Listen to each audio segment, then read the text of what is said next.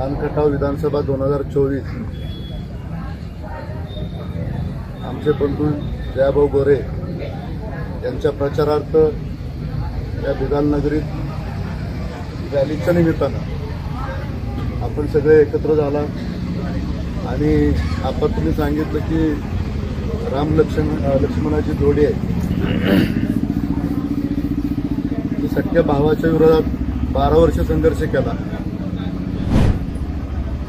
संघर्ष करून पण त्या लोकांनी मला डावललं, त्यांनी माझ्यावर अन्याय केला. पण झालं ते बरं झालं. राष्ट्रवादीनं माझ्यावर अन्याय नसता केला तर मी आज शेखर गोरेंच्या साईडवर एकत्र आले नसते आणि जयाभाऊ शेखरभाऊ एकत्र आले नसते. जे केलं ते खूप चांगलं केलं आणि मला माहिती आहे की तुम्हा लोकांना तुमची अपेक्षा आहे की बाबा शेखर गोरे आले तर आपल्याला मताधिक्य मिळालं पाहिजे. ही जनतेची इच्छा आहे. जनतेची इच्छा असल्यामुळे आपण तुम्ही आम्ही काय करू शकत नाही. तुमची ताकद आमची ताकद, आमची काही गावात थोडी ताकद कमी असेल, जयाभाऊची ताकद जास्त असेल, पण येणाऱ्या काळात आपल्याला टार्गेट फक्त राष्ट्रवादी करायचं.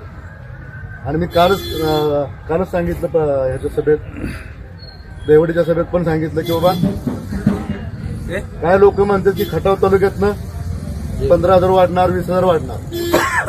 फार्म हाऊसला जी सभा झाली त्यात पण सांगितलं, परत एकदा सांगतो, कोणत्याही किमतीवर खटाव तालुक्यातनं प्रभाकर गारगेंना एकही मत जास्त घेऊन देणार नाही. शेखर गोरे शब्द आणि जर त्यांना जर मतं जास्त मिळाली तर शेखर गोरे जयकुमार गोरे एक घेऊन उपयोगच नाही. त्याची पूर्ण जबाबदारी खटाव तालुक्याची घेतलेली आहे. ती जबाबदारी मी पार पाडणार आहे आणि एक मत नाही, कमीत कमी 10,000 मतांना आपण खटाव तालुक्यातून लीड नाही. शेखर गोरे बोलतो तेच करतो.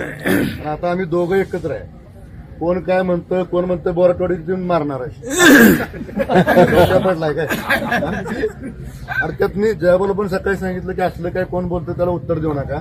त्यांना माहिती आहे आपण कोण आहे, आपलं काय आहे, बोराटवाडीचं काय आहे किंवा बिदालनगरीचं काय आहे. बोराटवाडीत यायच्या अगोदर बिदालमधनं जावं लागणार आणि बिदालचे सगळे नागरिक हमेशा आमच्या कुटुंबावर प्रेम करत आले.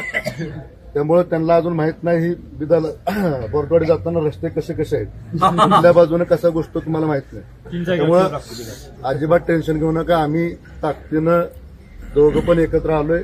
दोघांची ताकद एकत्र आली तर काय होतं हे तुम्ही सगळ्यांनी माझ्या ग्रुपनं, तुमच्या ग्रुपनं, जयाभाऊच्या ग्रुपनं सगळ्यांनी दाखवून द्यायचंय.